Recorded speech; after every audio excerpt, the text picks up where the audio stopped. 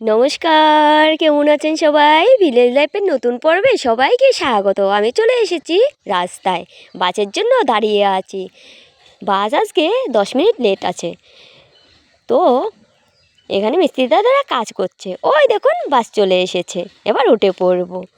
তারপর দেখুন মায়েরা বাচ্চাদের নিয়ে স্কুল যাচ্ছে। মায়েরা বাচ্চাদের জন্য কতই না কি করে, তাই না? সেই সব বড় হয়ে বাচ্চারা সব ভুলে যায়।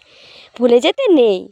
বয়স হলে মা বাবারা একটু আদর ভালোবাসাই চায়, একটু কেয়ার চায়। তারা কখনো বলে না বেনারসি শাড়ি পরিয়ে একগাদা গয়না পরিয়ে তাদেরকে বসিয়ে রাখো। একটু ভালোবাসা, শ্রদ্ধা এসবই তারা আশা করে বাচ্চাদের থেকে।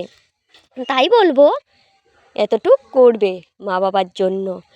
কিছু কিছু লোককে তো দেখি বাবা মার সাথে কিছু হলে তারা পুরো বাড়িই ছেড়ে দেয়, আলাদা বাড়িতে চলে যায়, বাবা মার সাথে কথাটুকুও বলে না। আমার খুব খারাপ লাগে দেখে। আমি কখনো পারবো না এরকম করতে। তো তাই সবাইকে বলছি কখনো এরকম করবে না। শ্রদ্ধা, ভালোবাসা, আদর এতটুকু অন্তত দেবে, আর কিছু দিতে না পারলেও। তারপর চলে এলাম খুব কাছাকাছি। এই সিরিজ আমি আজকে নিয়ে আসতে ভুলে গেছি। বাড়িতে অনেক ছিল কিন্তু তবুও কিনে নিতে হচ্ছে এখন। কেন জানি না ভুলে যাই বারে বারে। তারপর ক্লাসরুমের দিকে যাচ্ছি।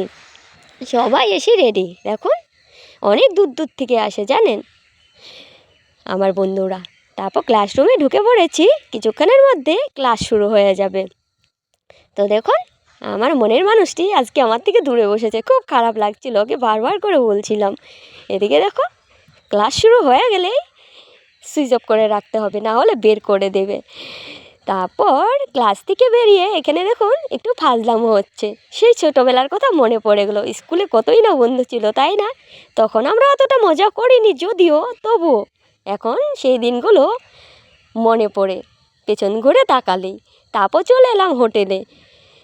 আজকে কিছু খেতে হবে, কারণ আজকে আমাকে 4:30 অবধি থাকতে হবে, আরও একটি ক্লাস রয়েছে। এই দাদারা হোটেলে আসলে আমাকে অনেক যত্ন করে খাওয়ায়। তারপর চলে এলাম পোস্ট অফিসে, সময় ছিল বলে। এই পোস্ট অফিসে আমি 6 মাস চাকরি করেছিলাম, সবার সাথে খুব পরিচিত আমি।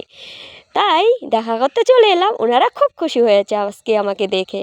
তারপর দেখুন শুক্রবার দিন বিজনিটা ফাঁকা ফাঁকা লাগে। ফুটপাতে কয়েকটা দোকান খোলা থাকে আর সব বন্ধ। আসলে না ভালোই লাগে না শুক্রবার দিনটা।